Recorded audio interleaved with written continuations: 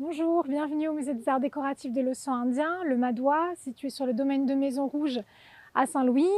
Et aujourd'hui, on va poursuivre notre découverte des collections du musée et on va s'intéresser au Qilin, qui est une des 4 créatures merveilleuses, fantastiques de la mythologie chinoise, qui a assisté à la création du monde dans les mythes cosmogoniques chinois.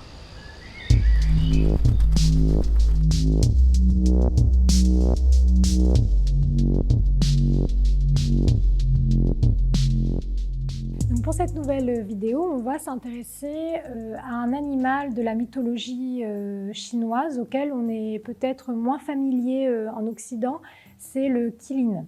Alors le Qilin, c'est cette créature composite entre le cheval et le cerf, parfois représentée avec une seule corne, et dans ces cas-là, on fait un peu un rapprochement avec la licorne en Occident, ou avec 2 cornes, une tête de dragon.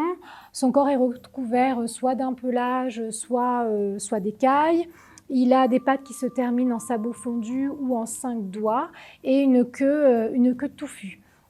Alors la symbolique autour du Qilin, elle est aussi riche et plurielle, hein, mais souvent la figure du Qilin est associée au souhait de descendance et plus précisément à une descendance mâle, le fait d'avoir des fils ou une lignée de fils voués à une grande destinée.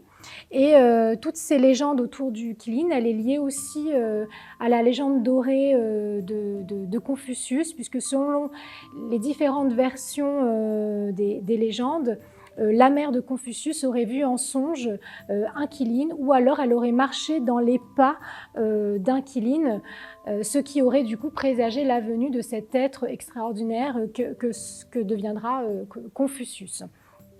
Et souvent, là, comme vous avez ici sur ce vase, on retrouve un groupe de personnages formés par des femmes et des enfants. Et souvent, ce type de décor, que ce soit dans les jardins ou dans les intérieurs, est aussi lié à ce souhait de descendance et de descendance mâle. Et ici, ce groupe de femmes et enfants est associé à la figure du Qilin.